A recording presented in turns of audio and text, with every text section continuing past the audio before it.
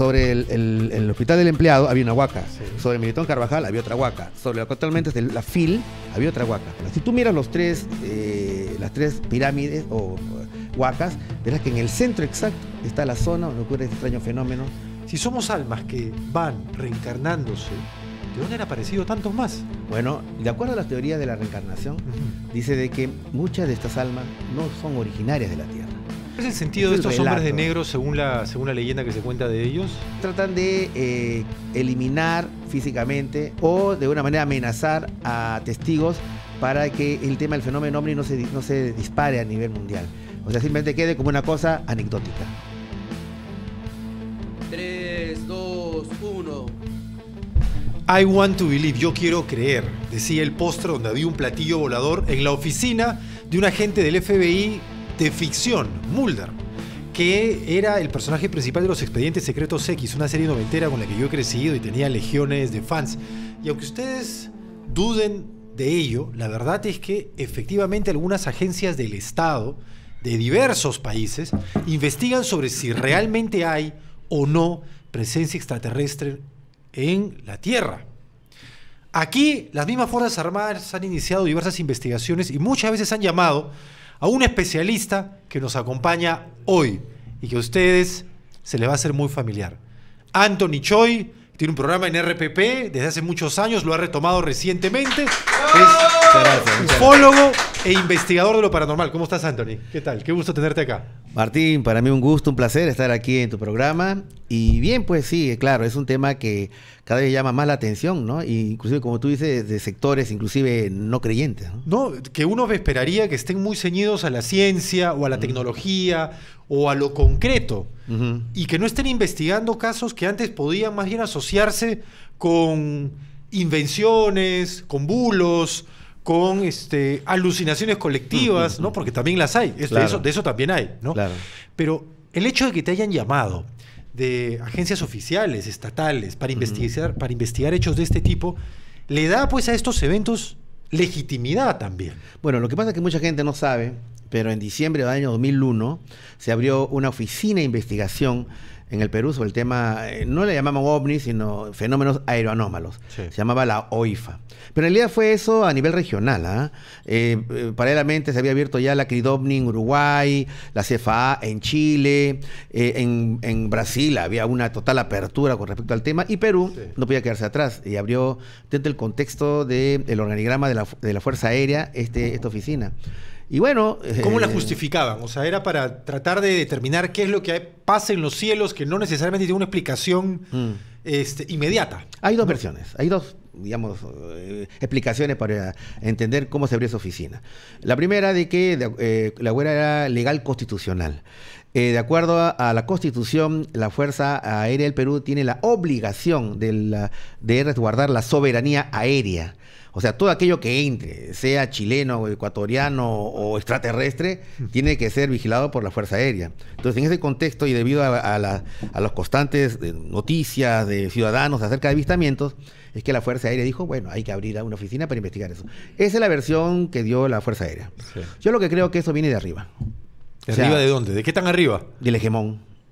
¿A qué le llamas el hegemón? Estados Unidos. Ajá. ¿Qué duda cabe? Es que ahora podría ser Estados Unidos o China también, ¿eh? No. ¿Todavía no está ahí? No, desde el punto de vista geopolítico, el mundo está dividido en sectores de dominio, ¿no? Entonces nosotros pertenecemos, lógicamente... El patio trasero. Bueno, no quiero llamarlo así, pero bueno, porque el Perú es clave.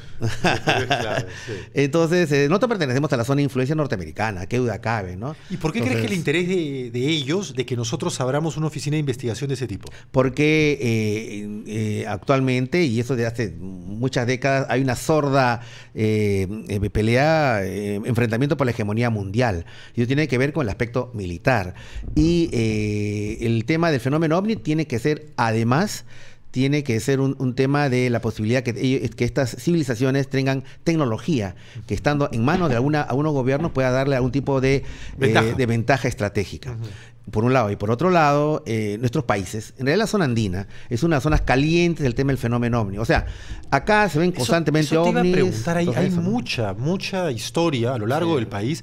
Por supuesto, yo soy una persona escéptica, ustedes lo saben. No, y está bien. Yo prefiero estar con los escépticos. Es mejor estar con un escéptico claro, que con un dogmático, un creyente sin cuestionar. Para mí es fascinante, ¿no?, estar con un escéptico y no con un fanático. Pero claro, es cierto que yo he escuchado a lo largo de mis años como reportero historias muy diversas de gente que está absolutamente convencida de lo que ha visto. Ahora, ¿en qué condiciones lo vio? Si había tomado unas copitas de más, si había inhalado algo, si estaba pasando por un momento de atribulación emocional, eso yo no lo puedo determinar. Pero hablaban con mucha convicción. Y yo empezaba diciendo algo que es lo que para mí, al menos, no sé si legitima o valida los hechos paranormales que están investigándose, pero sí legitima la duda sobre si existen o no existen. Es decir, es algo que oficialmente sí hay interés en conocer. Bueno, y por ello es que te planteaba el que tú has sido llamado a investigaciones oficiales. Una de ellas la de Chulucanas, por ejemplo. Claro, lo que pasa es que no se va, ¿cómo se podría justificar que se distraiga presupuesto del Erario Nacional para abrir una oficina de investigación? ¿No es cierto? Claro que en su momento eso fue muy criticado por ciertos sectores políticos, pero justificaba, porque había presencia aeroanómala. Y mira, fíjate que eso fue en el año 2001. ¿Te refieres a cuando se abrió la oficina? La oficina en el caso Chulucanas, ¿de cuándo es? Por ahí nomás, en el 2002. Claro. ¿En qué consistió ese caso? Bueno, lo que pasa es que yo era el investigador principal de campo, ¿no? O sea, era la persona que iba in situ a los lugares donde ocurría esto. Y llegó una noticia de que un joven camarógrafo de la Municipalidad de Chulucanas, Iván Isa, había grabado nada más y nada menos que 3 videos. El 13 de octubre, 30 de octubre y el 15 de noviembre del año 2001, en el cual se veían aparentemente naves gigantescas entre 150 a 200 metros de largo, flotando en completo silencio, no uno o 2 minutos, sino 2 horas y media, y no encima de 2 o 3 testigos, sino encima de una procesión. ¿Alrededor de un cerro, una montaña? ¿Había No, algo era en la zona? encima de una procesión. Que era encima de una procesión. Claro, que era la manifestación religiosa más importante del norte peruano, que era el señor cautivo Ayabaca. Así es. Así que dijeron, bueno, tenemos que mandar a alguien, y mandaron a mí. Bueno, no me mandaban, yo agarré y dije, bueno, quiero ir allá. Me dijeron, Anthony, tienes todo el apoyo moral de las Fuerzas Armadas porque no te dieron presupuesto. No me dieron presupuesto. Pero te dijeron, anda, y lo que averigües nos lo informas. Ah, no, yo estaba feliz de estar en un lugar que podía tener los expedientes secretos X peruanos, ¿no? Entonces me fui, tomé la de Villadiego y me fui para allá. Tú eras casi nuestro agente Mulder. Sí, bueno, aunque más bien que parecía Jackie Chan, pero bueno, en fin. Y fui para allá. Y lo que encontré fue fascinante, ¿no? O sea, gente... ¿Qué encontraste? Lo que pasa es que cuando yo llegué, lo primero que hice fue ir a la Plaza de Armas de Chulucanas, donde están todos los viejitos, que están todos los jubilados. Ellos son fuente de información. Entonces le pregunté si habían visto ovnis. Me dijeron, acá no se ve ovnis. Acá lo que pasa es de que los cerros conversan. El Cerro Pilán conversa con el Cerro Picús. ¿Cómo? ¿Cómo conversan? Se mandan esferas de luz. Esos son ovnis, le dije. O sea, ellos, la cosmovisión piurana, veían un fenómeno que nosotros conocemos como ovnis, le daban otra interpretación. Y eso es lo que fue. O sea, a partir de ese momento hice una investigación que duró 3 años, 3 meses. ¿En serio? Y claro. ¿Ese nivel de dedicación requirió? Bueno, yo lo dediqué así. Porque yo entendí que había algo muy importante. ¿Cuáles fueron las conclusiones de 3 años de investigación? Bueno, lo que pasa es que había una suerte de epicentro de todos los misterios, tal como lo yo denominé, que se llamaba el Cerro Pilán. Donde ocurría, claro, en ese momento nadie lo conocía. A partir de ese momento yo lo hice conocido, fue mucha gente, se hizo más o menos conocido a nivel mundial, y sobre todo porque causó revuelo cuando en los medios de comunicación tomaron apunte de estos videos. Y en marzo del 2003 se hizo una especie de terremoto mediático acerca de este caso, que se convirtió, fíjate Martín, en el primer caso oficialmente revelado en el Perú sobre el tema ovni, ¿no? Ahora, esos videos están colgados ahora, ¿no? No. ¿O no? Es una cosa interesante, pero no lo veo. O sea, lo veo parcialmente, retransmiten programas como extranjeros donde pasan esos videos, pero toda la cantidad de toda la información no está, ¿no? Ahora, es parte de culpa mía, ¿eh? Porque yo era el titular de la investigación y lo que pasó fue que dije, no, yo no soy como ahora hacen los chicos, tienen un video e inmediatamente lo suben. Sí. Yo no, yo soy investigador. Pero digamos que la investigación encontró básicamente pruebas testimoniales. Básicamente todo se centraba en un 85% en testimonios humanos. Y ese otro 15%... Videos. De avistamientos. De avistamientos. Sí, claro. ¿Que registraste tú o te los alcanzaron en la zona? Algunos registré yo y otros registraron, por darte un ejemplo, en el 2006 vino un equipo de Univision, sí, Denver, Colorado, que registró ovnis ahí. ¿no? Y justamente lo que registró fue María Rosman, que actualmente es ganadora de varios Emmys en Estados Unidos, y ella fue testigo de estos avistamientos. Por ejemplo, ella grabaron ovnis ahí. Yo también grabé, y testimonios de diferente manera. No solamente el hecho de ver luces en los cielos, sino de eventos muy extraños, como el ver seres ahí, una suerte de lo que actualmente se conoce como portales dimensionales, ¿no? Que se veían seres constantemente por diferentes personas, ¿no? O casos como, por ejemplo, del alcalde Chulucana de esa época, que estaba manejando, fue levantado con auto y todo, y lo pusieron en el centro del desierto, ¿no? Ese tipo de casos. Uno se pregunta, porque quiero aplicar aquí el escepticismo, ¿no? ¿Por qué es que, si se les ha visto y habiendo en este momento tantas maneras de registrar y tantos ojos para ver y tantas posibilidades de encontrar algo en el lugar, no hay aún prueba indubitable de la existencia de estos seres que nos visitan? Por una razón muy sencilla. Si tomamos un principio de, vamos a decir, la antropología, es que nosotros interpretamos fenómenos de acuerdo a nuestro leal saber y parecer. O sea, hacemos una suerte de antropocentrismo. O sea, nosotros queremos analizar un fenómeno no humano desde nuestro punto de vista humano. Usted quiere hacer un símil. Por ejemplo, cuando los españoles llegaron al antiguo Perú, veían con los ojos europeos, de la Edad Media, digamos, ¿no? Etcétera. Y por ejemplo, Sacsayhuamán para ellos lo veían como una fortaleza y no era una fortaleza, tenía una índole más bien religiosa. O sea, lo que quiero decirte es que ellos interpretaban todo de acuerdo a su visión española, pero no a lo que realmente era cómo funcionaba el Imperio Incaico. Pero aquí hablamos de algo concreto, es decir, ¿está o no está? Yo tengo aquí la prueba fehaciente de que han dejado un objeto, que está en la tierra quemada, que miren, es inevitable el reconocer un ovni en este video, porque la mayoría de videos grabados usualmente están tan mal grabados que siempre te deja la duda sobre esto es o no es. Qué conveniente que esté tan mal grabado, porque entonces puedes inventar historias alrededor. Ahora, sí, es cierto que yo digo, haciendo un cálculo de aproximación, el 90% de la información que recorre Internet con respecto al tema ovni es falso. No, eso es totalmente falso, ¿no? O sea, antes con CGI, imagen generada por computadora, hacías la mejor objeto ovni. Ahora con la inteligencia artificial ya sabes lo que pasa. O sea, es terrible. Va a ser terrible para cualquiera ahora que diga, yo sí realmente he grabado esto, porque claro, con inteligencia artificial puedes hacer todo. Y ahora ya no solamente los ves volando, con inteligencia artificial se estacionan en tu jardín, se baja, habla contigo, se toma el té, se come un anticucho y se va. Tal cual. Y todo se ve real. Así es. Lamentablemente es así. Por eso que yo vuelvo a mis fuentes originales de investigación, que es relevar el testimonio humano. Pero no quiero salirme de tu pregunta. Sí. Quiero introducir en este análisis un elemento que realmente no es metido para hablar de esto, que es el tema de la conciencia humana. Tú dices, ¿y por qué? Si existe un ovni que es metálico, con una tornillita y todo, ¿por qué no has tomado una foto exactamente igual? Te voy a dar un ejemplo, un dato de más o menos a donde quiero apuntar. Una vez fui con unos periodistas de Piura y con unos investigadores norteamericanos a Chulucanas. Entonces el periodista de Piura había llevado una cámara valorada de $60,000, o sea, unas cámaras muy potentes. Entonces yo agarro, y te digo, hacía su trabajo, yo me aparté, estaba a un lado, y una de las investigadoras norteamericanas que había llegado, le digo, oye, ponte acá, le digo, tú vas a tomar una foto. Y con mi camarita de $200, le tomo una foto a la chica que había venido de Estados Unidos, solamente una foto para ella, referencial. Tomo la foto y aparece un ovni. Entonces llegaron muy entusiasmados, digo, un ovni, ¿no? Y el periodista me dice, eso es mentira. Yo tengo una cámara de $60,000, estoy tomando fotos y no agarro nada. Y tú con tu camarita de $200 tomas. Entonces yo le digo, ¿tú crees en el fenómeno? No creo. Pero ¿y esto que has visto? ¿Tú te das la posibilidad de que pueda ser real? Y él me dice, bueno, mirando, como escuchando a la gente hablar, lo que ha visto, pienso que podría ser real. Toma la foto ahora. Él empezó a tomar fotos y aparecieron.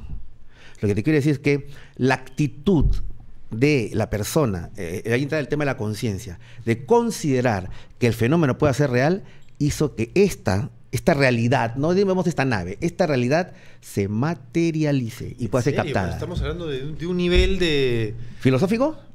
Es que, ¿cómo decirte? Alteración de la realidad solo porque crees en ella. Metafísico, ahí viene el problema. Es decir, si yo creo, lo veo, y si no creo, no lo veo. Bueno, pero entonces, claro, estamos dándonos la vuelta en círculos porque nunca convencerás al escéptico que por escéptico nunca lo verá, y el crédulo siempre lo verá porque lo cree. es que el tema es, si tú te das a la tarea de convencer a alguien que no quiere creer, va a ser inútil, ¿no? Entonces, ahí por eso que el fenómeno ovni es tan difícil de ser pensado, analizado, porque si lo ves de la perspectiva estrictamente materialista, estás en pierde. Pero si tú empiezas a analizar, no solamente, digo yo, el lado espiritual o el esotérico, sino lo que se está hablando ahora en física, ¿no es cierto? La física cuántica, la posibilidad que nuestra conciencia, nuestra atención modifique la realidad. Entonces yo creo que por ahí es el camino para entender el fenómeno ovni. Mira, qué interesante. Ahora, también hay elementos muy concretos, al menos documentarios, que revelan el encuentro entre nuestras Fuerzas Armadas y objetos voladores no tal cual, identificados. claro. Uno de ellos es el evento La Joya, Claro. que tiene a un militar Sí. de la FAP, peruano. Él era piloto, pero claro. no recuerdo qué grado Él era tenía. teniente. Teniente, ¿no? Sí, teniente. El teniente Óscar Santamaría Huertas, él ha dado testimonio, Sí. no solamente de un avistamiento, cuando él pilotaba un Sukhoi sobre la base de La Joya, sino que terminó enfrentándose contra un Claro. objeto volador que no figuraba en los radares, un objeto volador que no tenía autorización de estar ahí, y él, en la base principal aérea del sur peruano, la que Sí. se supone está ahí por una eventual disuasión frente a la potencial amenaza chilena, como en algún momento Sí, se pensó, claro. ¿no? Termina enfrentándose con esta aeronave, Sí. pensando que era una aeronave extranjera probablemente. Pero que era un globo meteorológico. Sí, pero no lo derribó. Siendo No un lo globo. derribó, claro. Uno pensaría que un globo debe ser muy fácil de Sí, derribar, sí, ¿no? sí, sí. Lo que pasa es que... ¿En qué consiste el evento La Joya? Que sí tiene documentación oficial Claro. que lo registra. Lo que pasa es que yo fui becado en el año 2006 para llevar una maestría en alta gestión en defensa y desarrollo aeroespacial. Y lo hice en la Escuela de Guerra de la Fuerza Aérea. O sea, la FAP me estaba preparando a mí para ser una suerte de delfín ufológico. O sea, una suerte del heredero que iba a llevar toda la investigación adelante, ¿no? Pero bueno, más puede mi esencia independiente, ¿no? Pero en fin, lo que pasó fue ahí de que conocí a Santa María como profesor de la Escuela de Guerra. Ojo, este avistamiento fue 1980. 11 de abril de 1980. El lugar va a ser La Joya, como dices tú, nuestra base aérea más importante en el sur del Perú. Y lo que pasó fue de que vieron un objeto que parecía un globo meteorológico a las 7 de la mañana, a la hora de la formación. Estaban cerca de 2.000 personas civiles y militares en plena formación militar, de inicio de las labores del día, cuando de pronto vieron esta cosa, ¿no? Entonces lo que hicieron es, inmediatamente se activaron todos los protocolos, el scramble, que es la interceptación aérea, fue la que se activó, y mandaron a Óscar Santamaría, que era un jovencísimo, piloto de 24 años, de teniente, pero que era un capo de manejar uno de los aviones caza más importantes, más mortíferos de la época, que era un Sukhoi 22.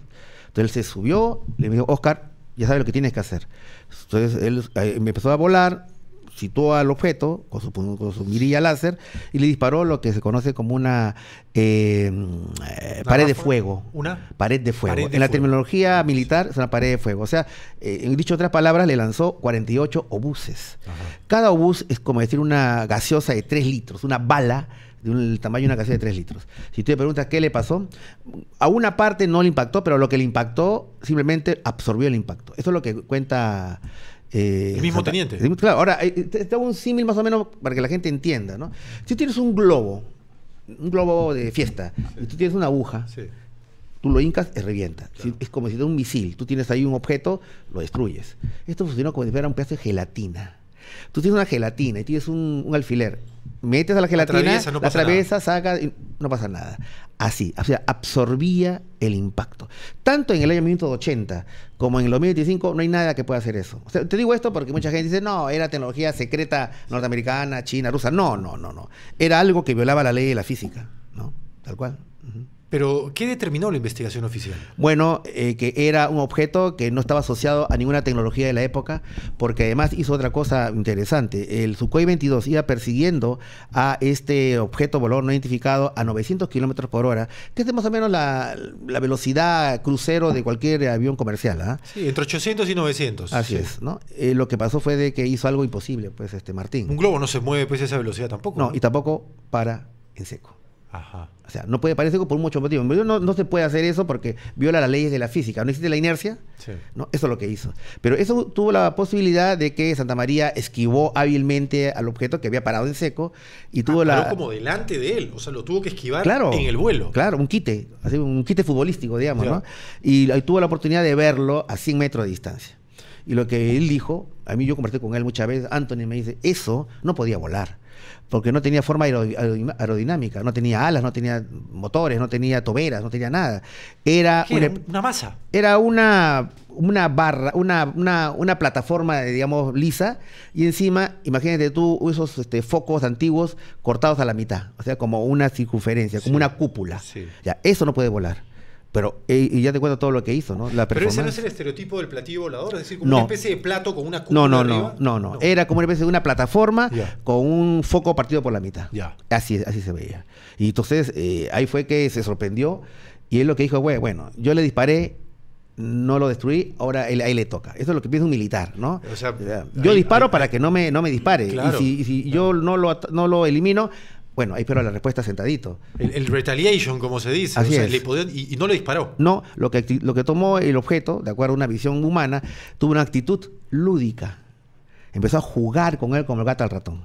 O sea, se estaba burlando de nosotros. O sea, iba, venía, tanto. Así que cuando se acabó el combustible del avión de Santa María, él dijo, regreso a la base porque quiero rellenarlo, porque quiero seguirlo. Y lo de la FAB dijeron, no, mira, no nos está atacando, no tiene una actitud ofensiva, regrésate porque nos van a cobrar a nosotros el combustible. La gasolina. La sí. gasolina, porque si los militares piensan en eso. Sí. Se regresó y vieron al objeto que estuvo 3 horas más encima de Camaná, y aún más, en la noche vino. Pero este es 1980, ¿no hay registro de video, una cámara en aquel momento? Yo pienso que la hay, pero no la revelan. No la han revelado. No la revelan. No, ¿cómo no va a haber? Hay. Inclusive el Sukhoi 22 tiene sus propias cámaras. Lo que me han dicho siempre es que no, ese día no la habían implementado. No.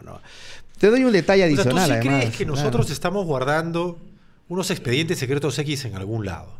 Bueno, A ti te quisieron reclutar, pero como no lo acabaron de hacer, no te permitieron acceder a esa información. no, yo no creo eso, fíjate. ¿No? Yo lo que creo es de que se usó a civiles más o menos como para tener una buena visión de relaciones públicas frente a la comunidad o frente a la opinión pública que está pidiendo respuestas.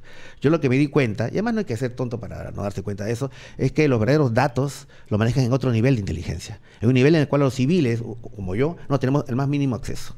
Eso no solamente aquí, eso pasa también en Estados Unidos. ¿Ah? O sea, se hace algo para tener un departamento de... Nosotros miramos la cara, ponemos la cara, y si nos equivocamos, no fue la FAP, fue este grupo de civiles, asesores que se equivocaron. Pero en otro nivel, mucho más alto, de seguridad nacional, se maneja esto muy claramente en vinculación con los Estados Unidos. Hay un caso también del cual te he escuchado hablar que me pareció casi aterrador, que es el de Pucallpa, año 93. ¿Ya? Cuando sale una columna buscando senderistas, Ah, ok. era una columna militar de 18 uniformados, y en un momento de esta caminata, eso te lo escuché a ti, me dejó impresionado, se dan cuenta de que no son 18, sino son 19. Sí. Había uno más ahí, y nadie sabía quién era esa persona, hasta que ven que hay dos iguales entre ellos. Sí. Pero cuéntame un poco de esa historia. Lo que pasa es que, tú sabes, yo estuve en mi programa Viaje a otra dimensión en Radio Capital. Ojo, hay documentación oficial de ese caso también. Sí, justamente sobre eso voy a referir. Entonces, yo he tenido llamadas telefónicas de militares que han contado este tipo de experiencia. De personal militar que luego ve gente que los duplica o gente parecido a ella, no parecido, iguales a ella. Yo he tenido 3 casos así, pero el que me está contando fue un caso más interesante porque me llamó un suboficial y me dijo, tengo algo que contarle. Yo me quedé con él Y con respecto a este caso, que es lo que tú más o menos has reseñado, o sea, era una patrulla de la Marina de Guerra que se iba a enfrentar a Sendero Luminoso. Habían descubierto una base muy cerca a Pucallpa. Pues, de hecho, la patrulla salió de Pucallpa. Lo que me dice este señor, este oficial, que fueron 10 patrullas y que de las 10 patrullas a 3 le pasó lo mismo. Eso que me cuentas, o sea, lo que te digo, me contó que eran 18 y me dieron cuenta que habían 19.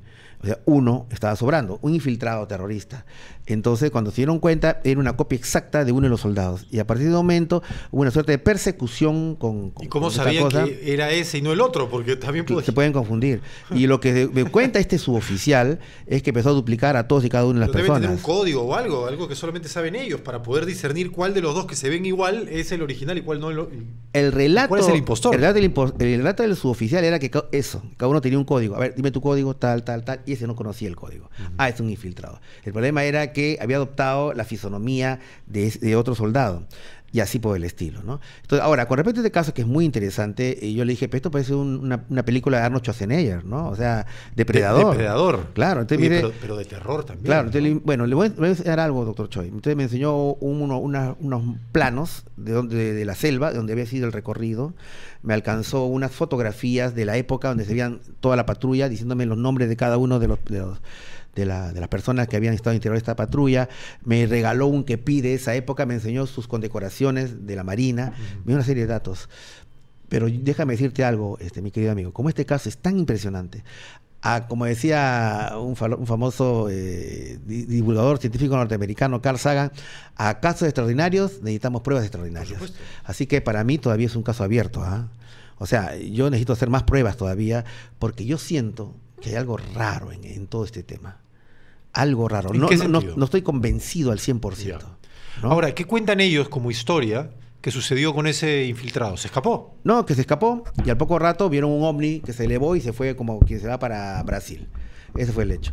O sea, yo quiero rescatar el hecho de que sí se han dado muchos casos parecidos en la selva del Perú, y algunos asociados inclusive a una parte de la cosmovisión amazónica, que es el Chuyachaki, que este ser que dice que duplica a los seres queridos para hacerlo a las víctimas, para perderlas en el corazón de la selva. Sí, es cierto, hay eso, hay esos relatos orales, hay estos testimonios, pero este caso en particular, déjame decirte que no quiero darle el 100% de credibilidad, porque yo como investigador necesito más pruebas. Por ejemplo, que haya más testigos. O por ejemplo, hacer una prueba de peritos forenses en cuanto a la documentación. Porque me dieron un documento en el cual había un informe oficial, que es el que tú dices. Informe oficial entre comillas. ¿Y lo tienes ese documento? Sí, lo tengo, claro. Pero merecería de repente realizar algún tipo de pericia para ver si es... Podría, o sea, lo pone en duda. Podría ser un documento falso también. Podría ser. Cuando sus contactos en las Fuerzas Armadas no le han confirmado que efectivamente esa investigación se haya puesto en marcha. No he querido todavía tocarlo a las Fuerzas Armadas, porque si yo hago eso, de repente va a haber cierta actitud de... No lo sé, puede pasar cualquier cosa. En mi caso, por ejemplo, ha habido casos en que he sido intervenido, han manipulado mi teléfono, ha sido intervenido perseguido por autos negros, y experiencias, aunque suene gracioso, de aparentemente Men in Blacks, hombre de negro. Vamos a hablar de los hombres de negro en un momento más, porque es muy interesante. La historia con ellos es que supuestamente son, así como en la película de Will Smith y Tommy Lee, aquellos que están encargados de mantener en secreto la presencia de extraterrestres que ya están entre nosotros.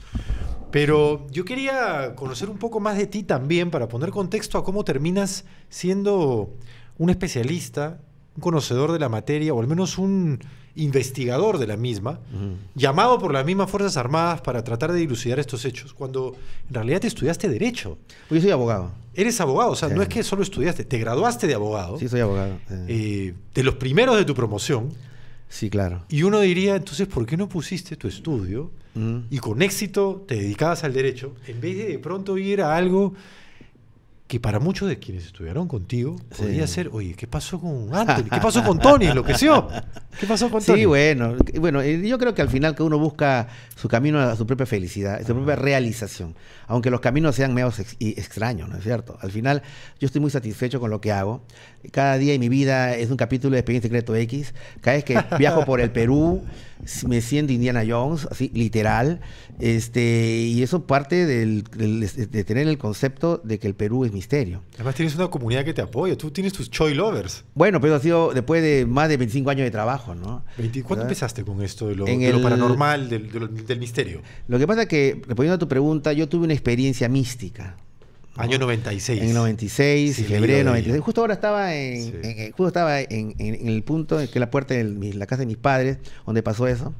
Y se me ocurrió algo que no sé si será cierto, pero yo digo, si esa experiencia es mística, yo siempre, hasta ahora sigo siendo escéptico, de que vino algo del cielo y me metió información. Yo digo, si esto es real, vamos a poner un 1% que sea real. Yo quiero contextualizarlo para aquellos que están acaso escuchando por primera vez esta historia. Año 96, hace casi 30 años que Anthony Choi abrió la posibilidad de dedicarse a investigar lo paranormal. ¿Por qué? Porque estaba en la puerta de casa de sus padres. Bueno, yo, Anthony, no voy a contar tu historia, pues. Cuéntalo tú mejor. Estabas en la puerta de casa de tus padres. Bueno, en esa época yo ¿Tú era... tenías veintitantos? Sí, yo tendría 28 años, más o menos, ¿no? Era domingo. Era un domingo, como yo digo, de mamá y tallarines, ¿no? Mi señora madre me había preparado. Yo había... La vida normal de un joven limeño. Había jugado mi pichanguita con mis compañeros del barrio. Estaba muy relajado, estaba tranquilo. Era abogado, era soltero, me dedicaba... Lo mío siempre ha sido el arte. Tengo esa actitud. De hecho, he publicado este año un libro de poesía. Este año lo he presentado. Vamos a buscar la portada para ponerla acá. Sí, no, y tuve la suerte de que me lo presentara Ricardo González Vigil, uno de los más importantes críticos literarios, y Giovanna Polarolo, pues, ¿no? Que Mira. Sí, una de las guionistas de las mejores películas peruanas, La Boca del Lobo y todo eso. Sí. Bueno, agradezco un saludo para ellos, ¿no? Que tuvieron a bien leer mis trazos literarios. Bueno, la cuestión es que yo estaba parado ahí, estaba tranquilo, muy relajado. Yo no soy una persona mística, no lo soy hasta ahora, no tengo una búsqueda religiosa, para nada. Cuando de pronto yo sentí que vino como algo del cielo, como una especie de energía, entró por esta parte de acá, entró a mi cuerpo, sentía que entraba en mis venas y arterias, y un contexto de profunda paz sobre todo, mucha paz, y sentirme conectado con todo lo que existe, de algo o alguien muy superior. Y vuelvo a repetir, Martín, el contexto es que yo no soy una persona de búsqueda religiosa, hasta ahora no lo soy. Sentí un mensaje dentro de mí, ¿no? Muy poderoso, que me dijo lo siguiente: esta es la única realidad, dar amor y recibir amor. Y luego se pasó, yo dije, ¿qué pasó aquí? Este mensaje de Día de las Madres, mensaje de postal de Navidad, ¿qué es eso? Tú ¿No? mismo has cuestionado aquel momento, o sea, Sí. puedes haber estado tú mismo, qué sé yo, algo te cayó mal, una alucinación, Puede ser. enfermo de algo, Claro que sí. digamos, mal dormido, o sea, digamos, algún episodio cognitivo, Puede ser. algún episodio de disrupción cognitiva, antes que realmente una experiencia Puede ser. extraterrestre. Sí, puede ser. Yo digo que no era extraterrestre, era una experiencia de índole mística, Ya. ¿no? Que además a nivel mundial a mucha gente le ha pasado, ¿no? O sea, no es que yo sea una suerte elegido o no. A mucha gente le ha pasado. Pero sí, claro, siempre es muy importante dar la posibilidad de que tenga una explicación racional, el tema neurológico, ¿no? Etcétera. Pero te cuento lo que me pasó. Sí, ¿no? hay Tal cual. una teoría que es la de la navaja de Occam, ¿no? Claro. La navaja de Occam es la teoría, se identifica con este nombre a una teoría que se define de manera muy sencilla. Usualmente, la explicación más simple es la correcta. Así es. Entonces, muchas veces nosotros construimos fantasías o Sí. construimos teorías muy elaboradas para tratar de explicar algo que probablemente tiene una causa muy sencilla, Sí. pero por lo sencilla no le damos credibilidad, ¿no? Es cierto, tal cual. De hecho, te digo, mucha gente, y aunque voy a decir, no es políticamente correcto que lo diga, mucha gente que sigue estos temas, el fenómeno ovni paranormal, es gente que tiene vacíos emocionales, ¿no? Mucha gente que ha tenido problemas en su infancia o tiene problemas de pareja. hay muchas cosas ¿por que qué? no se pueden... ¿Esto cómo compensa Claro, lo otro? porque entiende de que después de todo hay un mundo mágico, maravilloso, que de alguna manera puede redimir esta sensación de vacío, de desasosiego, etcétera. Por eso que en sociedades muy racionales, los temas paranormales y mágicos son pan de cada día, porque le da una explicación a algo que desde un punto de vista existencial no tendría una explicación, ¿no? Bueno, pero eso está en la misma naturaleza de los seres humanos. Recuerda que antes los rayos, ¿no? No eran las colisiones entre nubes, cúmulo. Era Zeus. Sí, claro. Entonces, por Claro. supuesto, mientras O va Ipaya y Yapa en el mundo andino. Yapa. Claro. Entonces, mientras va avanzando la investigación científica, mientras la ciencia avanza, va explicando cosas que antes eran parte del reino mitológico. Sí, ahora es interesante cómo a medida que avanza la ciencia, mucho y avanza sobre todo en los principios físicos modernos, muchos de esos principios se parecen mucho a los principios de la espiritualidad, ¿no? Hay un libro famoso que se llama El Tao de la Física, que a partir de ese momento habla de este tema. O sea, cada vez que la ciencia trata de explicar más o menos cómo funciona el universo, coincide con principios metafísicos muy antiguos. Te doy el ejemplo, el Big Bang. El Big Bang, de acuerdo a la ciencia, es que el origen del universo, hay un universo en expansión. Pero se está dando cuenta que aparentemente el universo se está desacelerando. Lo que me dice es que va a llegar un momento en que va nuevamente a comprimirse y se ha creado otro concepto que se llama el Big Crunch. Bueno, eso... El Big Crunch, claro. Claro, o sea, se expande y se comprime. Bueno, eso se parece a lo que los hindúes llamaban la respiración de Brahma. Decía que el universo, que es Brahma, respiraba y luego se apretaba. O sea, estamos respirando. O sea, muchos de los conceptos científicos se están hermanando, coincidiendo con los físicos. Ahora, para terminar lo que se estaba contando, sí, es posible que haya sido algún tipo de disfunción mental. Puede ser, claro, yo sí me pongo en esa situación. Sin embargo, yo recuerdo que en la noche yo estaba durmiendo, de esa misma noche, totalmente descansando, y yo sentí una presencia femenina, no me preguntes por qué, pero se decía epifanía. Cuando yo me desperté, entré a ver epifanía y significa revelación. Sí. Ese fue el parteaguas que me dijo, un momentito, ¿existen estos fenómenos? Y empecé a investigar, y es así que llega a mis manos un libro sobre regresiones a vidas pasadas. Brian Weiss. De Brian Weiss. Sí. Muchas vidas, muchos maestros. mensajes de los sabios. Una novia hace muchos años, ahora amiga, me regaló el libro. Yo lo leí, habrá sido el año 2001, 2002. Claro. Pero claro, y lo leí con mucho interés. Sí. Y uno termina el libro, yo lo terminé al menos con la sensación de que, no sé si Brian Weiss es un genio, porque ha creado toda una narrativa muy convincente y atractiva, o porque realmente ha descubierto y ha tratado de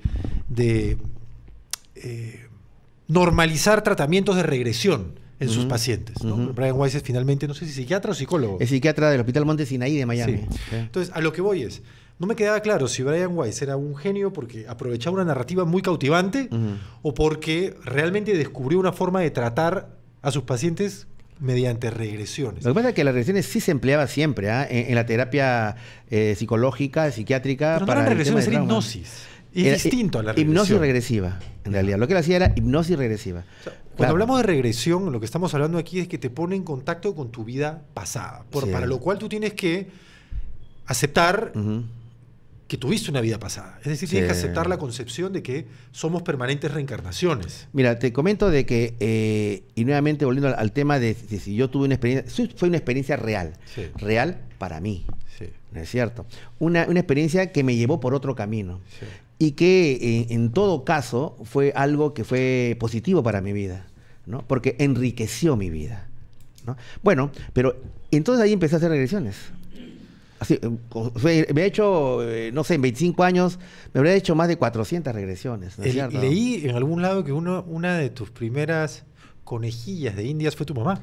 Fue la primera, claro, porque lo que pasa, quiero que entiendas que yo no lo veo esto desde un punto de vista de creer algo, sino desde el punto de vista de experimentar algo. Eso me parece bien interesante, o sea, la exploración. La curiosidad intelectual. Bueno, que es la base de la investigación. Tal cual. Entonces, eso es lo que me ha motivado a mí. Y yo recuerdo, tú contaste que tu madre, cuando la regresionaste, y Y habrá que ver si realmente fue o no fue, pero lo que ella, tú cuentas, dijo es que se sentía una pianista.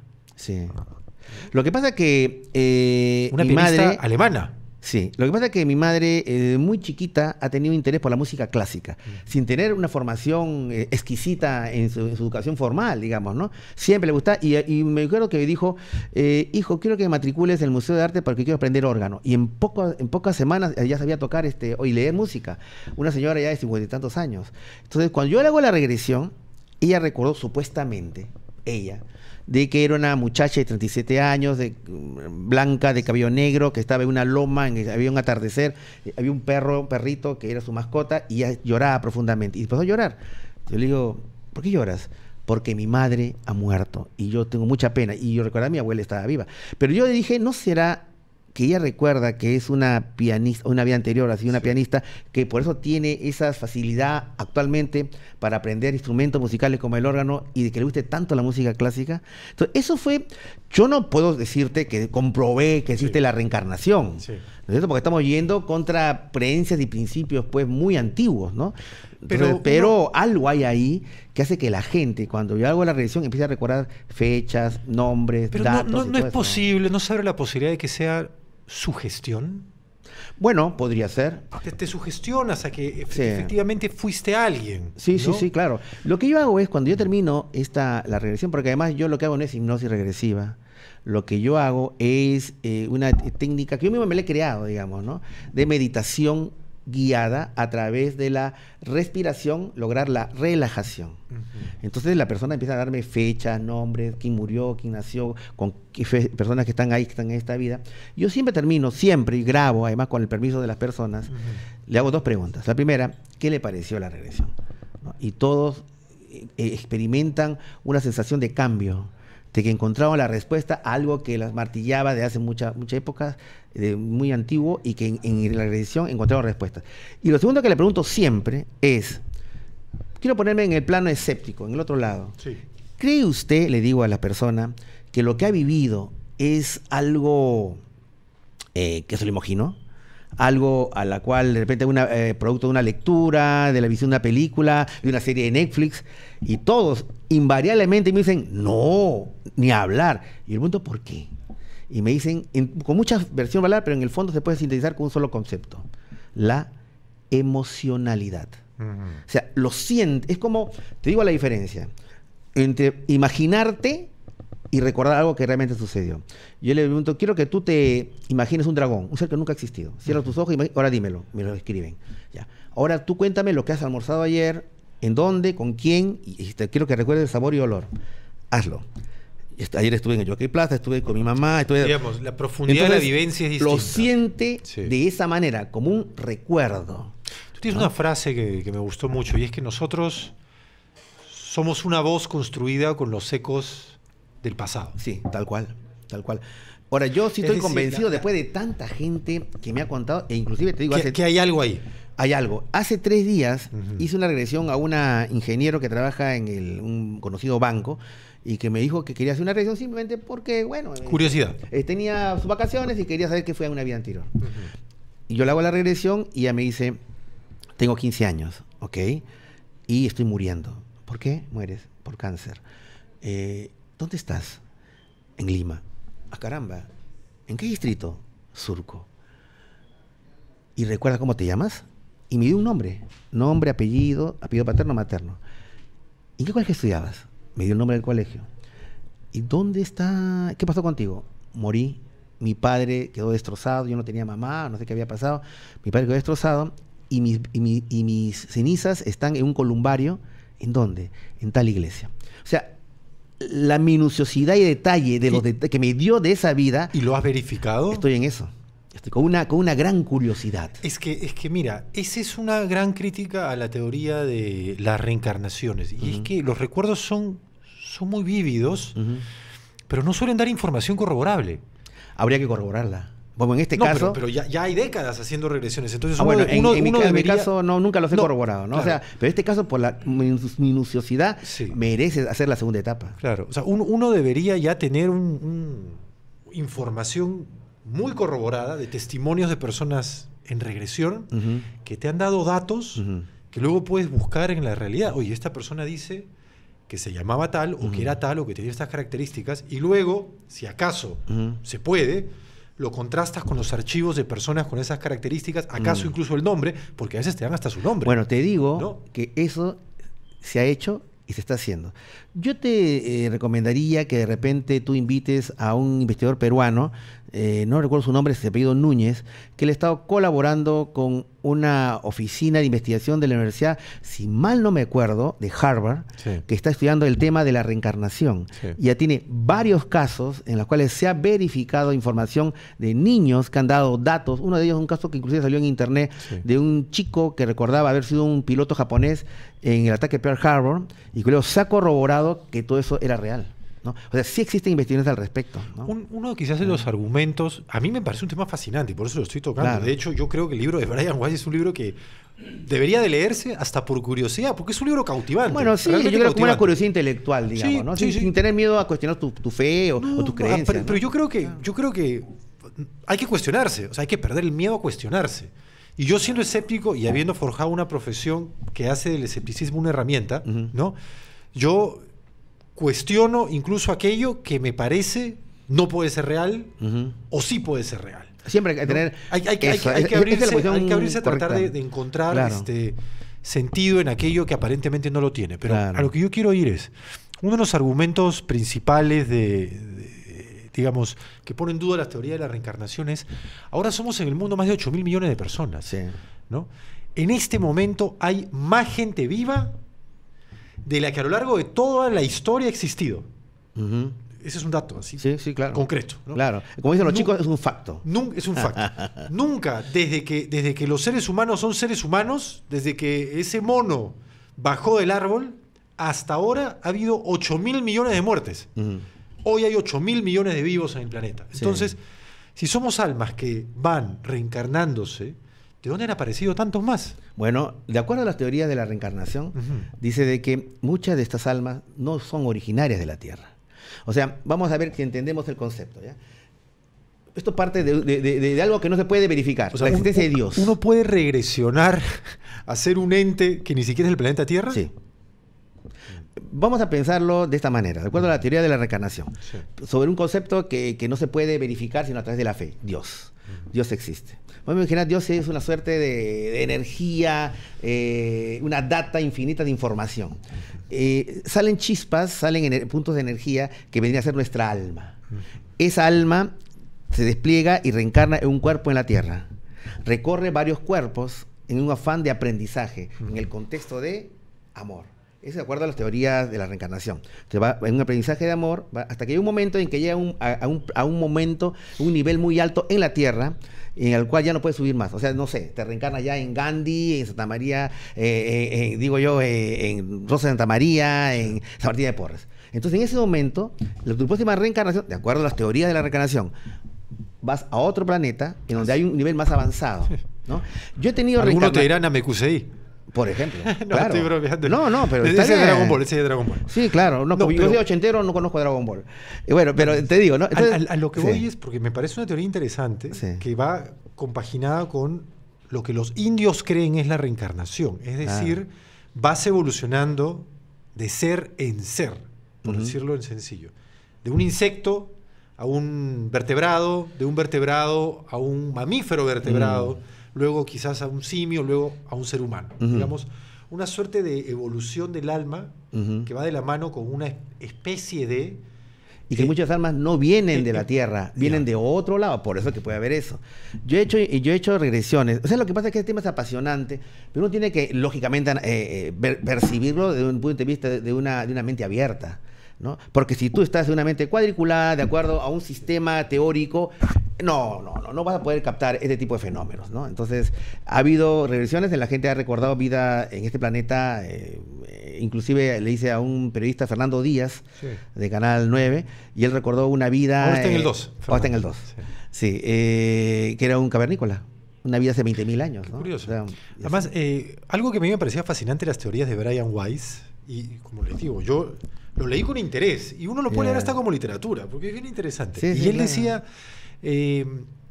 hay personas, nos reencarnamos en grupos. Sí. En grupos de almas, digamos. Sí, sí. ¿No? No sé si todos siempre en el planeta Tierra, de pronto un grupo de alma acá, otro, pero Claro. digamos, su teoría, porque siempre se ciñó al planeta, Sí, ¿no? sí. Era, nos reencarnamos en grupos. Y quien hoy día es tu madre, mañana puede ser tu hermano, Ujú. y en la siguiente vida puede ser un profesor. Sí, claro. Como que también, y él pone el ejemplo de una mujer que tenía muchos problemas con su esposo, Sí. muchos problemas con su esposo, y en una regresión descubre que su esposo, acaso, en la época barbárica de los cavernícolas, Ujú. había sido parte de otra tribu y la había matado. Ujú. Pero él no era mujer, él era hombre también, Ujú. y se habían enfrentado en aquel momento. Claro. Entonces, a lo que se llamaría una suerte de karma o de deudas impagas, Claro, pendientes. que la reencarnación hace que tengas que pagar nuevamente, Sí. ¿no? Es bien curioso. Y yo creo que es una teoría cautivante también. No, además que en la práctica de regresiones que yo he hecho, no solamente el tema que simplemente pueda recordar que fue Manco Cápac o Micaela Bastidas. No, no, no. Cuando termina la regresión, y te voy a decir el tema de que la gente dice que es real por la emocionalidad que le despiertan Sí. estas experiencias, lo que es interesante, Martín, es cómo yo le hago la pregunta. A ver. Ya recordaste con detalles tu vida anterior y todo lo demás. ¿Cuál es el mensaje que te da? ¿Cuál es la experiencia que has vivido? ¿Cuál es la lección que tienes? ¿Qué tiene que ver esto que has recordado con tu problema actual? Para mí no está claro.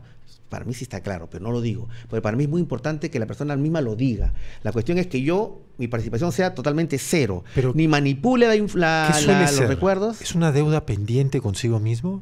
No solamente ¿Es eso. un trauma que tienes que resolver en esta vida porque en la otra fallaste?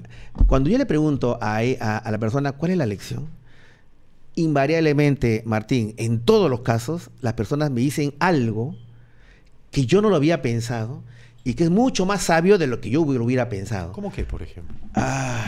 No sé, por darte un ejemplo, un caso de un señor en Arequipa que le hizo una regresión y en la cual él dijo, doctor, yo la verdad he venido porque tengo un problema conyugal, así. Yo tengo 55 años y mi mujer tiene 38. Hay una gran diferencia de edad, pero yo no puedo seguirla a todo lo que a ella le gusta. A ella le gusta ir a discotecas, es una mujer bella, le gusta que le alumbre las luces y todo lo demás. Yo la verdad ese estilo de vida a mí no me gusta. Pero yo he dicho que si somos marido y mujer tenemos que cada uno transar, pero no transamos. Y dale que te dale con ir a las discotecas. Sí. ¿Usted cree que puede haber algo en su vida pasada? Vamos a ver. Lo que él recordó era de que era un payaso en el siglo XIX. Inclusive creo que era en 1870 y tantos. Ajá. En un circo en una ciudad británica, no digo que era Londres, una ciudad británica, había un circo, él era el payaso, y vio a su esposa actual, que era la equilibrista. Y él lo que recordó fue una discusión conyugal en esa época, en el siglo XIX, en la cual ella le decía, mi amor, yo creo que debemos tener hijos, yo ya era una equilibrista rusa. Sí. Y quiero tener hijos. Y dijo, no, mira, no podemos tener hijos porque la vida trashumante del circo es inapropiado para criar niños, ¿no? Y hubo una discusión terrible y en eso le dicen, vamos a ver, no recuerdo el nombre, pues supongamos que diga, Natasha, al escenario. Y ella llorando, destrozada, sube a hacer su número de equilibrio. Y él dice, no puedes subir así, tú estás mal, déjame. Entonces él recuerda, en ese recuerdo de regresión, que la chica sube. Era un número que en una barra en una cuerda de acero, ella tenía que manejar bicicleta. Sí. Sube, maneja la bicicleta, llorando, con ustedes la gran Natasha, y todas las luces la iluminan, y ella llorando, y ahí donde ella pierde el equilibrio y cae. Eso lo ve el payaso, que era su esposo.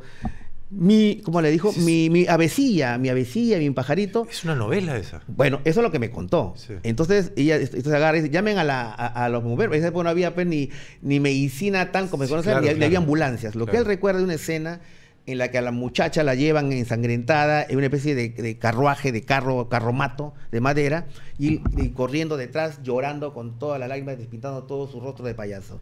Ahí fue el que él regresó. Salió de la regresión. No sabe si murió en esa vida su esposa. No, él sí sabe que ella murió. Ajá. Ella murió. Y eso podría explicar la relación actual con su esposa, que también lo fue en el siglo XIX. Yo lo que le dije es, ¿y qué relación eso con esto? Me dice, ya entiendo por qué le gusta tanto lucirse, tanto las luces de la discoteca. Le hace recordar cuando era una estrella de circo y era iluminada por todos lados. Entonces yo le digo, ¿qué enseñanza te ha dejado eso? Entonces, como en esa época la perdiste, ahora la tienes ahora, le digo, no la pierdas ahora. Y me dio una respuesta que creo mucho más rara. Me dijo, no, porque he entendido que yo la amaba en esa época y no la comprendí y por eso la perdí. Esta vez voy a tratar de comprenderla. Pero además yo entiendo, me dijo él, que el amor es un ida y vuelta. Yo doy, pero también tiene que dar. Si ella sigue en este plan y se quiere perder, que se pierda. Yo no voy a perder mi vida como la perdí siendo payaso, porque él murió en la indigencia, destrozado, ¿no? Era una respuesta que yo no esperaba. Yo decía, no, mira, la perdí ahora la voy a tener. No, dijo, no, amor Mira, propio. Interesante. Tú sabes que es bien curioso porque Sí. un primo mío que trabajó en la selva como ingeniero forestal, cada quien, si no ha visto algo, ha escuchado algo de una persona que confía y que dudaría pues que te esté engañando, ¿no? Claro. Y este primo me dijo, oye, estaba metido, pero metido en la selva, Ya. haciendo un catálogo de las especies forestales que había en determinada área, lejos de todo, pero de Ya. todo, ¿ah? Y en un momento dentro de una cocha de río, Claro. y escucho bzzz, y yo pensé, estas deben ser dragas, debe haber aquí minero informal, Claro, minero ilegal, ¿no? informal, Porque esta era ¿no? una zona como Apropiada para eso. pero era un parque natural. Ok. Entonces, pero se acerca y de pronto veo, me dice, no lo podía creer, esto parece una película. Pasan en moto acuática 3 personas en terno negro. Las veo, pasar así. En terno negro. En terno negro, vestido de Ah, negro. sí. Entonces me dice, ¿qué haces en medio de la selva vestido de negro? Estás en un matrimonio. Puedes estar en un matrimonio, al árbol más alto. Ahí. Entonces, claro, me dice, a mí me pareció impresionante, yo no me lo explico. Sí. Entonces, yo no sé si se asocia o no se asocia a esto de los hombres de negro, pero hay unas Sí. cosas que uno ve en unas situaciones en las que no puede explicarse qué cosa hacía gente así ahí. Claro. Y lo asocio a todas las historias Ujú. que hay Mm. sobre hechos inexplicables Ujú. en la selva. Ah, no, claro. No, lo que pasa en la selva es impresionante, ¿no? El tema de los pelacaras, por ejemplo, que en una época estuvo de moda en los medios de comunicación cuando había reportes de ese tipo. Y bueno, al final el gobierno lo que dio respuesta es que no, son elementos de la minería informal. No, porque esto se ha dado en lugares en donde no había minería informal y han visto esos seres voladores, ¿no? ¿Cómo es eso? ¿Cómo son estos seres? No, lo que pasa es que es un mito de la selva, el pelacaras, que es que encuentran a personas sin la piel del rostro y generalmente en el contexto de, según dicen los pobladores de la selva, de trasplante de órganos. O sea, se los llevan y luego le quitan órganos y luego dejan botados y con esa Que forma. parecen cuerpos, a los que Que parecen cuerpos. le faltan órganos y no tiene Claro. piel en la cara. Ahora, curiosamente, eso es más como una leyenda urbana, porque no hay reportes de que se haya encontrado eso, por lo menos en los últimos años. Sin embargo, este mito o esta leyenda urbana, no es una leyenda masónica en todo caso, se asocia al hecho de avistamiento de seres como humanoides que están sobrevolando la selva o a veces entre los ríos, las cochas, en los meandros que hay, y luego disparan una suerte de rayos o de emisiones de luz que a la gente las atonta, las desmaya y luego estos seres se los llevan. De esto hay mucho, eso sí hay evidente. Lo otro está en contexto todavía mítico. Otro no. ¿Qué es lo que se cuenta fisionómicamente? ¿Cómo son estos seres de otro? Es muy gracioso, pero la gente de otros dice mundos? son como seres enmascarados. Lo que tú me dices de vestidos como hombre de negro, primera vez que lo escucho, Sí. interesante. Pero estos son como si fueran enmascarados. Alguno de ellos, uno dijo, es un hombre araña. O sea, en el sentido que tiene una máscara, ¿no? Como una máscara. Son seres enmascarados, ¿no? Pero el tema es el contexto de decir de que tengan una especie de jet, hay una moto jet, acá existen eso, porque hay Como motos acuáticas, ¿no? Pero en medio de la nada. pero no, rarísimo. estos están sobrevolando Ujú. y lanzan estos rayos. Y a mi programa inclusive vino una persona herida que había estado en el hospital de Pucallpa y me enseñó sus heridas y todo, que le habían disparado como estos quemaduras. rayos. Quemaduras, sí, tal Cuando cual. tú decías que a ti te habían ido a buscar hombres de negro, Ujú. ¿cómo fue esa experiencia? Lo que ¿A pasa qué es te que- refieres con hombres de negro? Lo que pasa es que te cuento, yo he tenido vinculación con 3 historias de hombre de negro, ¿no? Ujú. La primera fue, esto ocurrió en Córdoba, Argentina. Hay un congreso ovni en el Capilla del Monte, cerca del Cerro Uritorco, que es el epicentro de la ufología argentina. Y luego de este evento me dijeron, Anthony, al norte de Argentina han aparecido, exactamente en Salta, han aparecido lo que se llama los agrogramas, que son estas huellas gigantescas que se hacen en los campos de trigo. Sí. Algo así como recordemos el tema de la película Señales, con Mel Gibson, algo así. Sí. ¿No? Bueno, entonces me pareció interesante porque estos agrogramas siempre se habían dado solamente en Inglaterra, los campos de trigo de Essex, Sussex, y hay algunos que sí probadamente fueron fake, ¿no? Sí, o sea, claro. Gente que los hacía en los cultivos. Sí, pero esa teoría de que eran 3 viejitos jubilados que lo hacían... Sí. Yo fui a Chicoana, al menos yo lo vi en Chicoana, Salta. Mira, Martín, eran 9 campos de trigo, más o menos 1 kilómetro de ancho por 9 kilómetros, 6 kilómetros de largo.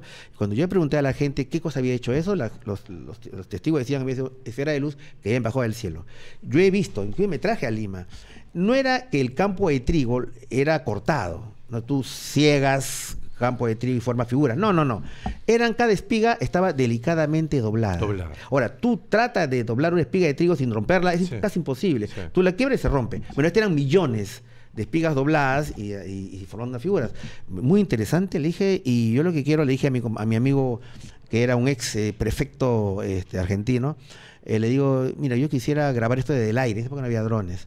¿Tú crees que puedes conseguirme una avioneta? Sí, me dice, no, llamó al Aeroclub de Salta, la tienes. La segunda cosa que quieres, Anthony, un detector de energía, un contador Geiger. Llamó al Instituto Argentino de Energía Nuclear. Este hombre recursero, podía conseguirte todo. Sí, no, él había sido autoridad, de años, había sido una figura política de Salta. Entonces, ahí nos conocimos en el Congreso Omni. Anthony, me ves de macanudo, te invito a almorzar al centro de Salta. Fuimos, estábamos caminando y de repente yo me di cuenta que había un tipo que nos estaba siguiendo. Entonces le digo a mi amigo, Gustavo Rauschol, me acuerdo, un gran amigo que en paz descanse. Le digo, oye Gustavo, hay un tipo que nos está siguiendo. Así, ¿quién? Mira atrás. Y un tipo medio maltrajeado, así. Entonces yo le digo, mira, ¿sabes qué? Yo voy a ir a la esquina y ahí lo voy a confrontar. Llegamos a la esquina, el tipo se acerca y yo lo confronto, ¿no? Le digo, ¿qué tienes? ¿Qué te pasa? ¿Por qué no estás siguiendo? Y en ese momento, Martín, lo que hizo este tipo es que se sonrió y cruzó la pista. Si yo lo vi cruzar la pista, no habrá pasado ni un minuto cuando escucho un ¡choy!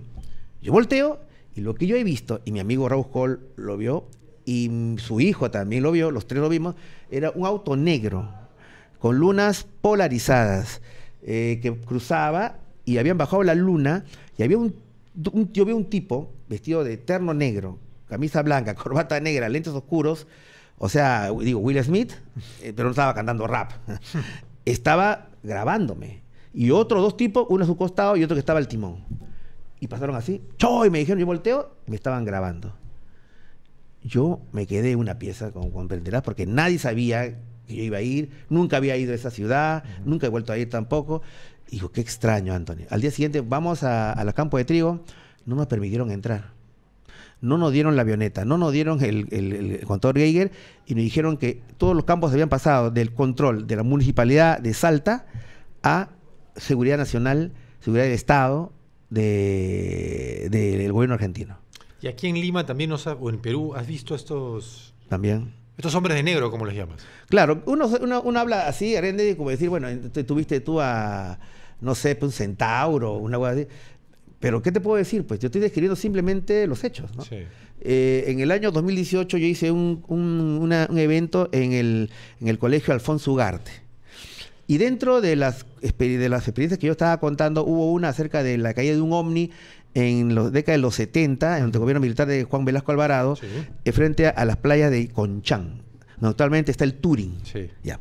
Entonces, cayó un ovni, porque una especie de misil lo tumbó.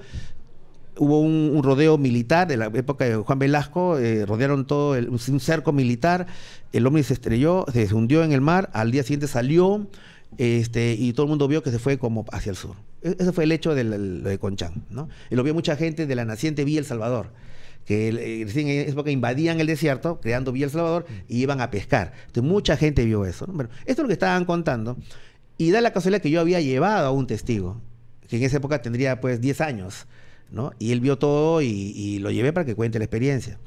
Cuando terminó el evento, yo me quedé todavía firmando autógrafos y todo lo demás, y este señor me despidió de mí, salió a la puerta, y él me contó que habían 2 tipos. Sí. Uno de estatura normal y otro mucho más alto, terno negro, camisa blanca, corbata negra, lentes oscuros. Era de noche y le pareció raro que había dos tipos con lentes oscuros. Y lo empezaron a amenazar. Lo empezaron a amenazar. ¿Y por qué usted está hablando de tipo eso? peruano o más gringón? Mira, ese detalle no recuerdo, ¿verdad? No recuerdo. Pero uno alto, pero sí me dijo como de aspecto militar. Le empezaron a amenazar cómo están de esas cosas. Y él había contratado a un amigo que vivía en El Salvador también para que lo lleve. Entonces él subió al taxi y se fue. Y lo que me contó fue algo bien extraño, fíjate, Martín. Dice que él iba ya yendo a Villa El Salvador cuando de repente está cruzando por la avenida Tomás Marzano y se dio cuenta que había un patrullero que lo estaba siguiendo. Un patrullero. Y luego el patrullero lo cierra y le dice, papeles, ¿no? Pero jefe, ¿qué hemos hecho? Decía el chofer, ¿no? Le enseñaron los papeles. Y él vio que el policía apuntaba los DNI de los dos, del chofer y de mi amigo, el testigo, en su mano. Señor, ¿por qué está apuntando el DNI en su mano? No, vaya nomás, no hay nada, vaya nomás. Entonces, él me contesta, es muy interesante. Me dice, este testigo me dice, Anthony, el chofer, mi amigo el chofer, me dice, yo lo conozco al policía. Él juega conmigo ahí en Villa El Salvador los domingos, hace pichanga. Yo le voy a preguntar qué ha pasado. Llegó el domingo, y es cierto, lo encontró de corto a este policía de civil, y le acercó y dijo, hola amigo, ¿cómo estás, hermano? ¿Por qué nos interveniste ese día? ¿Qué pasó? ¿No? Y le dio una historia bien extraña. Le dijo, lo que pasa es que yo recibí por la radio órdenes que interviniera al taxi que estaba en tal cuadra con tal placa y que apuntara quiénes eran los que estaban adentro. ¿Así? ¿Y para qué? ¿Y para qué? Le dijo, no sé. A nosotros los policías nos dicen para qué, pero nos dicen que hagamos eso. Y ellos nos dijimos eso. ¿Y de qué venía la orden? Dice que vino de la FAP. Mira. Eso es lo que nos dijo. ¿Cuál es el sentido de estos hombres de negro según la leyenda que se cuenta de ellos? Lo que dicen es de que ellos tratan de eliminar físicamente, bueno, menos mal que a mí no me pasó nada, gracias a Dios, o de una manera amenazar a testigos para que el tema del fenómeno ovni no se dispare a nivel mundial. O sea, simplemente quede como una cosa anecdótica. Ahora, ¿crees tú más temprano que tarde se confirmará la presencia de vida extraterrestre? No. No lo verán ni mis hijos ni mis nietos. ¿Por qué no?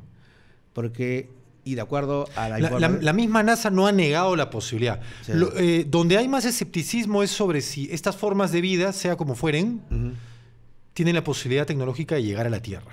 Si tú me preguntas a mí... Pero si no, sería un desperdicio. Imagínate un universo con millones y millones de planetas en donde solamente la Tierra sea el único con la posibilidad de vida.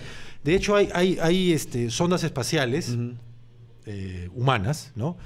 Telescopios, que han podido detectar los cambios de luz en algunos planetas. Y esos cambios de luz o esos espectros de luz solamente se producen cuando la luz atraviesa ciertos compuestos químicos que usualmente son generados por la presencia de vida. Tal cual. Oxígeno, metano. Así es. ¿No? Entonces, se cree que hay vida en otros planetas, pero no hay la certeza de que sea una vida como nosotros, una vida inteligente como nosotros la entendemos. Podrían ser microorganismos. ¿No? Está bien. Ahora, claro, pero seamos serios y seamos realistas. Y objetivamente veamos la información. Del año 47, que supuestamente cuando cayó el ovni en Roswell, para acá, si uno hace un análisis de tendencias, ojo, un análisis de tendencia, analiza fríamente los hechos, verá de que todo apunta a la posibilidad de que exista vida extraterrestre inteligente, apunta más a eso, a que no lo haya. Todos los hechos, todas las investigaciones, todo apunta a eso. De hecho, todas las agencias espaciales, la NASA, la China, la Roswell rusa... es real, ¿usted considera que es real? ¿Es un hecho real? Yo considero que sí. Ya, okay. ¿No? Pero bueno, todo apunta a que ellos actualmente están haciendo experimentos en todas sus naves espaciales con un costo de millones de dólares, no con la hipótesis de que no haya vida, sino al contrario, de que haya vida. Y todo apunta a que la hay. O sea, el problema no es eso, porque fíjate, cuando yo empecé hace 25 años a investigar estos temas, mucha gente me decía, Anthony, estás estudiando marcianitos y estás descuidando tu carrera de Derecho. Yo dije, mira, actualmente, esto era por el año 2000, actualmente cuando sale una noticia de ovnis sale en la parte de las noticias pintorescas, en el interior, en una noticia chiquita. Yo le dije, va a llegar un momento en que estas noticias van a ocupar la primera plana en los principales medios de comunicación. No pasó mucho tiempo, mi querido Martín, cuando vimos nosotros que en el Washington Post, el New York Times, la Tribune de Orlando, salieron en primera plana las informaciones de la desclasificación que estaba haciendo en audiencias ciudadanas abiertas en el Congreso de los Estados Unidos acerca de este tema. semana. O sea... Es cierto también, como decíamos, que desde el año 2023 había una serie de avistamientos no explicados en Estados Unidos. Podría ser genuinamente algo que ni siquiera las Fuerzas Armadas norteamericanas puedan explicar. Otros señalan pueden ser aeronaves de potencias extranjeras, por no decir China probablemente. Y también podría ser, como tú mismo me dijiste, una gran puesta en escena, ¿no? Es decir, lamentablemente hay muy poca información que uno pueda con absoluta veracidad decir esto es concreto, me convence. Y yo quería preguntarte para cerrar este tema y luego hacerte una última pregunta. Sí. ¿Por qué, en tu caso, por ejemplo, después de más de 2 décadas de investigación e interés sobre este tema, no has podido presentar una prueba aquí en la mesa indubitable que certifique que algo que hasta ese momento era considerado paranormal realmente existe? Aquí está. Porque no ha sido mi objetivo. A mí nunca ha sido mi intención convencer a nadie. Lo que yo tomé este tema fue como un afán de investigación, aprendizaje y acumulación de datos. Pero la investigación requiere de pruebas, ¿no? Justamente por ello es que uno investiga, porque claro. acumula objetos que prueban una teoría. Claro, pero nunca yo quise llegar al punto de reunir y estructurar un corpus de conocimientos para yo mostrar a la gente, mira, estás equivocado, existe. Eso nunca ha sido mi intención. Mi intención simplemente ha sido acumular. Pero lógicamente, en esa acumulación de información hay unas certezas que me surgen inevitablemente. Una de ellas es que no solamente no estamos solos en el universo, hipótesis que ya, como te voy a repetir, todas las agencias espaciales ya la han incorporado, es imposible que seamos los únicos, sino además yo creo firmemente que ellos ya están entre nosotros. Y además, te digo más, yo creo, ya a nivel de creencia, porque no hay manera cómo responder, cómo comprobar eso, sino entender este tema, no como, mira, te voy a explicar, mira, Martín. Brevemente. Sí. No es el tema de, esta es la prueba de que existen extraterrestres. No, yo no lo veo así. Yo lo veo como un gran rompecabezas en que voy tirando de piezas y piezas y piezas para hablar un gran caleidoscopio que nos dé una información que a veces escapan a nuestro conocimiento y nuestra concepción del mundo. A eso apunto. ¿Es cierto? Yo quería hacerte la última consulta y a pedido de Joel. He escuchado recientemente que lanzas la confesión de que lo que a ti a lo largo de todos estos años más te ha impresionado, impactado o acaso asustado es la certeza de que existe en Lince un portal. Sí. ¿Cómo es eso? Lo que pasa es que cuando me preguntan cuál es el hecho que más te ha asustado, y a mí no me ha asustado ni estar en una experiencia de ¿Es un portal a otra dimensión? ¿O qué? Sí, de un hombre sin cabeza o estar en una sesión de exorcismo. No. A mí lo que me ha asustado mucho, y yo digo una suerte de miedo existencial, es lo que está sucediendo. No que sucedió, está sucediendo en Lince. Todo empezó cuadra 8 de la avenida Canevaro, en donde una familia, cuadra 8 de Canevaro en Lince, que en medio del contexto urbano, en medio de micros, taxis, hoteles, comercio ambulatorio, una familia estaba caminando, hace como ya 18 años, y de repente desapareció. Lince había desaparecido y reapareció en una suerte de un desierto infinito donde el cielo se estaba incendiando y al fondo había una suerte de gueto tecnológico, de edificios inmensos de acero inoxidable. Esto lo ventilamos en el programa Viaje a otra dimensión. Martín, a partir de ese momento han empezado a surgir muchos testimonios. Pero muchos testimonios. ¿Siempre en la cuadra 8 de Canevaro? No, es todo Canevaro, Parque de los Bomberos, José Leal, donde está el Turing, que es el Parque Castilla, es toda una zona. Y curiosamente, aparentemente está limitada por 3 huacas que ya no existen. Sobre el Hospital del Empleado había una huaca. Sobre el Militón Carvajal había otra huaca. Sobre lo que actualmente es la FIL había otra huaca. Si tú miras... Matamula, el bosque Matamula. Si tú miras las 3 pirámides o huacas, verás que en el centro exacto está la zona donde ocurre este extraño fenómeno. ¿Y en qué consiste este portal? Es decir, tú de pronto atraviesas una puerta y estás en otro lugar. No es que ves algo, no es una puerta, no ves no ves un boquerón, un socavón luminoso, no. Un vórtex, como le dicen. No. Estás caminando, lo que sí hay unas señales físicas. Empieza a picarte las manos, de alguna manera el rostro, y de repente estás en otra realidad. Una realidad en que no hay sonido, no hay personas, no hay gente, y se manifiesta de varias maneras, pero las más clásicas son las 3 tipos que yo he clasificado, es suerte de otro paisaje. Porque claro, yo diría, si fueran a Narnia, o fueran al país de nunca jamás, o fueran a Disneylandia, bueno, están disvariando. No, todos me dicen el mismo lugar. Ahora, yo no sé si es un viaje. El desierto. Este desierto. Ahora, yo no sé si es un viaje a otro planeta, a otra dimensión, un viaje en el tiempo, fueron al pasado de Lima. Lima ha sido construida sobre un desierto, Sí. como el Cairo, o al futuro de Lima. Hubo una suerte de post-apocalipsis y esto quedó. El problema que a mí me... Y van y regresan. Y van y regresan. Entonces yo me pregunto, y la gente que de repente ha ido y no ha regresado, pero lo que me dio miedo fue cuando una persona me contó de que era un contador público que salió y de repente con sus dos amigos se vio en ese contexto, ese desierto, y de repente cuando se da cuenta, y ahí fue el matiz que a mí me dio mucho temor, que no era un viaje, aparentemente no era un viaje a ningún sitio, porque él veía que de 30 metros para acá estaba en ese desierto, pero de 30 metros para allá estaba Lima. Entonces, la Lima que conocemos. La Lima que conocemos. Ajá. Entonces yo agarré, empecé a preguntar cosas por aquí y por allá y llegué a un diseñador de juegos, diseñador de videojuegos. Y le dije, ¿cómo ustedes diseñan los videojuegos? Por capas. ¿Cómo es capas? Primero hace una capa del suelo, luego los árboles, así, por capas. ¿Y no te ha pasado alguna vez que las capas se han traspolado? Sí. O sea, que ha habido sí, me dice, cuando hay un virus en la computadora o una falla del software. ¿Y cómo se ve? De aquí para acá es una cosa y de aquí para acá es otra cosa. Es como que nos damos cuenta que efectivamente estamos como en la ficción de la película en la Matrix, ¿no? O sea, que estamos en una Matrix. El glitch, como dicen, la falla en la Matrix, que te revela que estás viviendo en una realidad que alguien ha montado para ti. Que tú eres un personaje en un videojuego y yo también. O sea, ese miedo existencial es de ahí la tu posibilidad miedo. Que me dio miedo. Eso es lo único que a mí me da miedo. De que haya sido diseñado artificialmente, seas una conciencia sobre una realidad que alguien ha elaborado para ti. ¿Y quién es y nuestro destino? ¿Y libre albedrío? ¿Y Dios? ¿Y quién es el gran jugador? Entonces, tú te das cuenta que a medida que avanzas en estos temas, te vas haciendo más preguntas, ¿no? Sí. Bueno, sí, claro que sí. Yo tengo muchas más que han quedado pendientes, pero la verdad es que siento que debo guardar un poco para una próxima conversación contigo, Anthony. Me ha encantado, la verdad.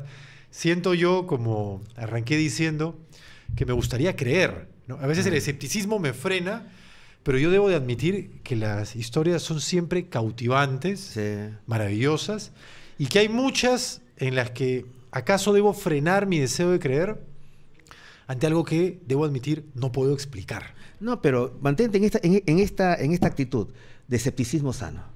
El escepticismo sano nos alimenta para la búsqueda de la verdad, a través de la curiosidad. Esa es la fuente inagotable de todo arte y ciencia verdadero. Es cierto. ¿No? El escepticismo. Es cierto. Claro. Anthony, muchas gracias por haber estado con nosotros. Ok, gracias a ti. Eso ha sido todo esta vez en EMM, por aquí o por acá. Aquí. Listo. Nos vemos en un siguiente episodio. Chao, chao.